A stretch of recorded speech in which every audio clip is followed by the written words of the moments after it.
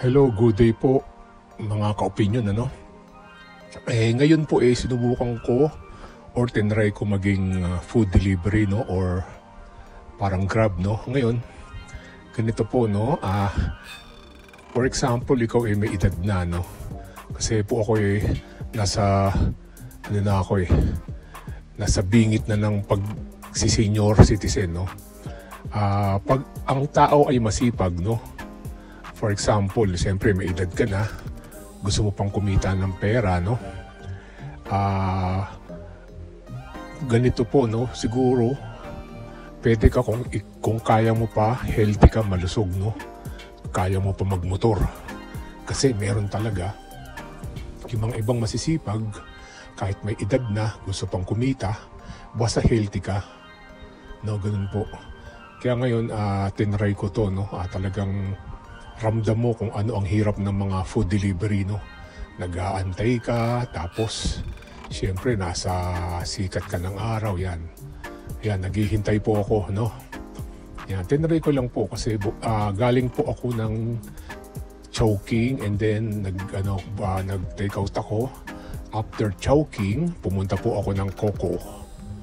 Yan, yung milk tea, no? Ganyan po, ito, naghihintay po ako rito, no? Gusto ko lang namnam ang isang rider na nagpo-food delivery, no? Pwede ka palang kumita kahit may edad ka na, kaya nga lang kailangan healthy ka, kaya mo pa magmotor, no? Tas lalo na dapat lalo na kung masipag ka, no? Ganyan lang po talaga, kaya hinahangaan din po natin yung mga rider na nagpo-food delivery. Ang laki rin po ng hirap nila, tsaka napakadelikado po. Buti ko, awa ng Diyos, malakas pa naman po ako, kaya ko pang magmotor, no? Ayan po, nasa Coco, no? Hinihintay ko po yung order ko, no? Yung motor ko kasi may box din, no? Siyempre, aayusin mo rin, sasalansahin mo rin na kailangan huwag matapon yung mga pagkain, ano? Mahirap din.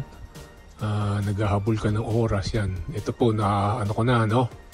Binitbit ko na po yung milk tea, no? Papunta na po ako sa motor ko, no? Kaya naramdam ko talaga yung pagpupud, nabubulol na ako pag food delivery, no? Yan. Basta po, masipag ka lang, healthy ka pa.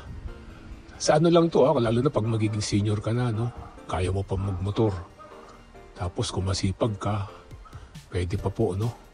Ito na po yung motor ko, no? Yan, nilalagay ko na po yung milk tea. Yan po, tinecheck ko baka mamaya matapon kasi babiyahe pa ako. Yan, ito po yung motor ko, yan. Inaayos ko na po. Yan, ako'y ayan na po. Yun na po, naramdaman ko na ang isang pag-food delivery, no? Ano lang po, basta ingat lang po lagi, no? Okay, thanks for watching. Please like and subscribe po. Ingat-ingat po tayo lagi. God bless po. Mabuhay po ang mga food delivery riders, no? Ingat po.